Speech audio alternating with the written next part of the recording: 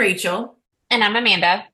and this is episode 21 of Books and Bingos. This week, we're starting a new recurring episode featuring books from our favorite genres. So, Amanda, what genres will you be covering as your favorites?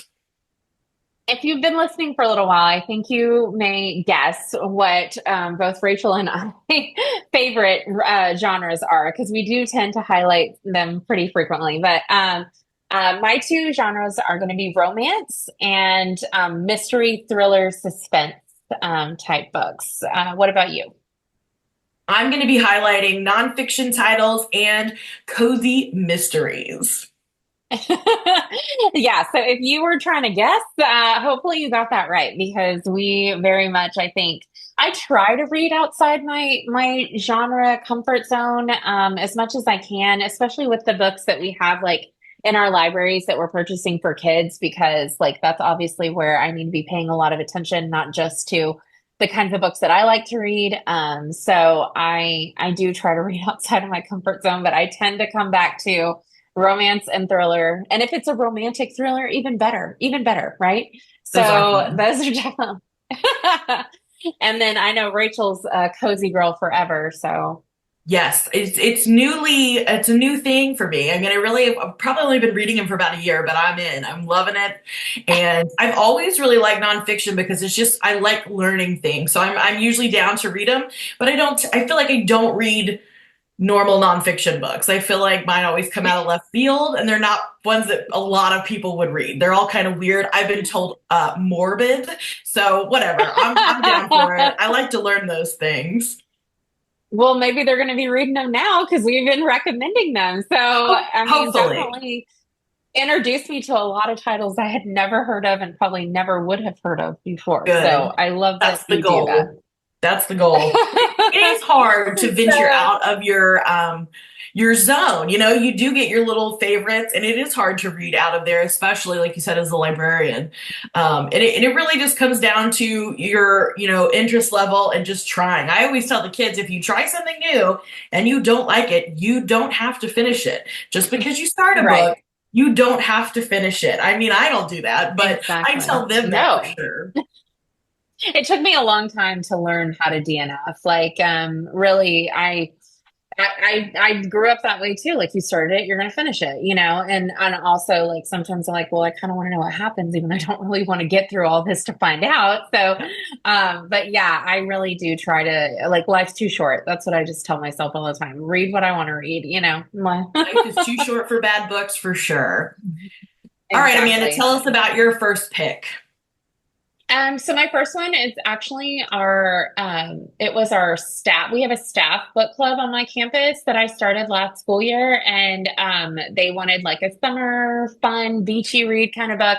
And so they chose Part of Your World by Abby Jimenez. This is an adult romance, and it is the first in a series. And I've read Abby Jimenez before. I actually really liked her The Friend Zone, but then I just never read anything else by her after that. And I'm kicking myself because this was actually phenomenal, so much so that I read the next two immediately after. So those are all on my Instagram if you want to read the more detailed reviews. But this follows Alexis Montgomery, and she finds herself in a ditch in the middle of nowhere where this young, good looking guy offers to tow her car out of the ditch free of charge. And then she runs into him later at the local VFW while she's on her way home from the big city. And they end up spending one amazing night together, right? Well, neither can stop thinking about the other. And despite her sneaking out early, Alexis decides that she's going to have a fling with this guy even though she is in the midst of ending a very traumatic and emotionally abusive relationship, that she is with a guy that she works with that her parents want her to be with, despite the fact that he like cheated on her. So she's like trying to deal with that. And the only good thing in her life right now is when she can sneak out to this little town and spend time with Daniel. And so she's like basically living like two lives right now, right? So that's where the part of the world of your world comes in, right? Like she's very wealthy, she's a surgeon, living in the big city, and Daniel is very much this small town guy that runs a B&B, and so it has Hallmark vibes, but like it ends up going very deep into the story of both of the characters, and I really liked that. It is an age gap romance a little bit. She is older than him, which normally I'm not a fan of, but this one really worked because it didn't spend a whole lot of time on that part of it. Other tropes include he falls first, one night stand, and rich versus poor. And so definitely she's an auto buy for me now. Huge fan. The content warnings of this one would be domestic abuse, emotional abuse, physical abuse, hospitalization, blood, medical content, classism, gaslighting, bullying, misogyny, infidelity, toxic relationship, abandonment, pregnancy, and PTSD. The squares that would work for are beach read, romance, New York Times bestseller, outdoorsy, book in a series, and first in a series. You like some dark romances here. There's a lot going on. And I say that, but really it isn't. Like if you look at the cover, you read about like it has like a lot of lighthearted feelings, but yeah, like it does have like that other side of her previous relationship, which I enjoyed because I think it was a good warning for a lot of people because he's not like physically abusive. He's like that gaslighting emotional abuse that we don't talk about enough as a society is something like, oh, well, if he doesn't hit you, that's not abuse, you know? And so I like how they really got into that, that depiction of what that relationship could look like for people. So great Well, I'm read. not gonna lie, I've seen this book all over everywhere, Instagram, Goodreads, and I was expecting maybe like a Little Mermaid retelling because of the title. Right? Right? That's what I thought too. I really did think that when I went into it. So yeah, that's not what it is, really. So heads up, people. Yes. All right, my first book is called Brief Histories of Everyday Objects by Andy Warner, and it's basically a collection of little comics. They're all about like 3 to 4 pages in length, set up in a graphic format, but you learn so much. It's basically exactly what it says. It's little histories of how we got all the things that we use and we don't even think about anymore, like the paperclip, the toothbrush, roller skates, Velcro, dice, the flushing toilet, even the Monopoly game.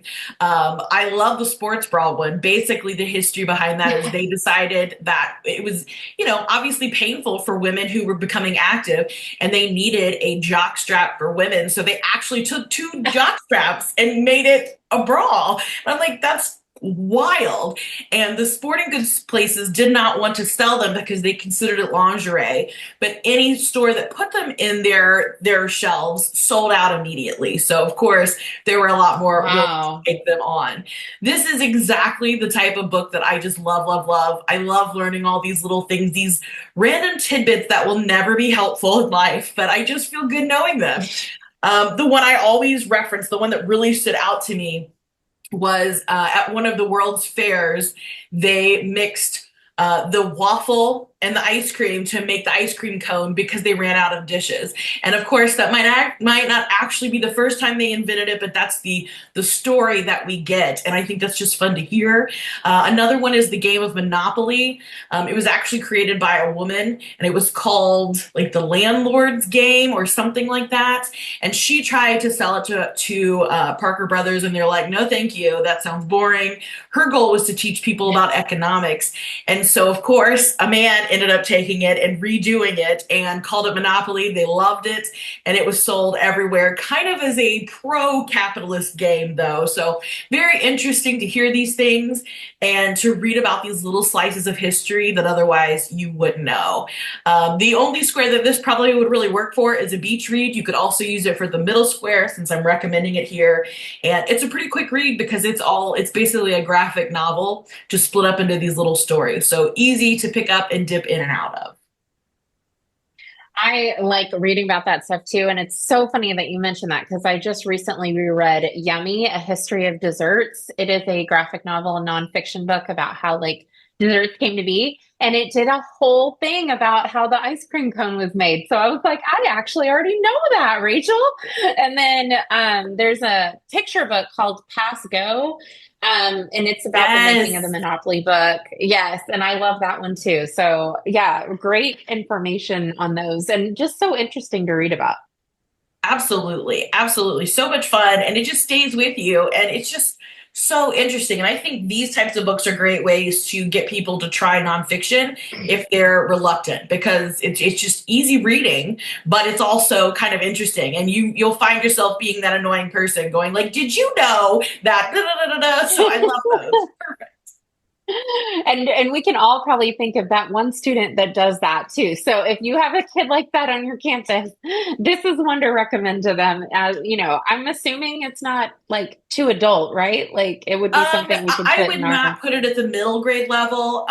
They Okay. there is the use of some language. I don't think anything was, sexually inappropriate, but there is language, and most of the time it's represented as symbols. So I Okay. think it'd be fine for a high school audience, maybe not a middle school audience. Okay. Interesting. Awesome. Well, my second pick is Under the Surface by Diana Urban. If you've read Diana's books before, you know she writes YA standalone thrillers. This one is no exception, except that I'm so excited for it to come out because, like right now with the Olympics, it's set in the French catacombs.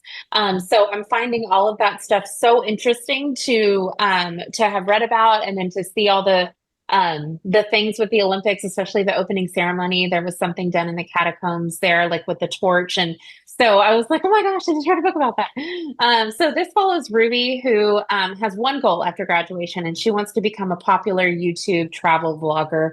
And so her first step is to explore like all the out of the way hidden places that you would find when you're on vacation off the beaten trail, right? So when her French class goes on a trip to Paris, that is like her number one goal is to figure out where can I show people, where can I videotape to let people know like all the cool hidden things to do in Paris. So her crush Sean is definitely on the cautious side of things, and he's always trying to warn her away from dangerous situations and not jump in feet first. But her new best friend Val is the total opposite, and she's always pushing Ruby to go further and further with her videos. And so Val does drag Ruby into danger when she invites her to a catacomb party with some random French guy that she meets when they're out there. And then what happens is they get stuck underground with no way out. And so it was so if you're claustrophobic, like go into this one knowing that it's definitely like it was tough to read it because you feel like, oh my gosh, you're trapped with them. And in addition to there being a mystery, like someone is down there, right? So in addition to them being there, there's also like these people that have like these catacomb parties and they don't want anyone coming in their space. And so they're like legit, like they find a dead body because they're like getting like killing people that are down there. So in addition to like the mystery part, there's also so much good history that you learn while you're going on about the French catacombs. And it's definitely something I like just jumped straight to the top of my want to travel to list, right? So this one has content warnings for death, body horror, injury, hospitalization, violence, blood, toxic friendship, and death of a parent, which is recounted, as well as murder. This is for a 2024 release. A place I want to visit definitely is even though, right, it kind of sounds like I wouldn't want to visit the catacombs after this, but it's very interesting, so I do.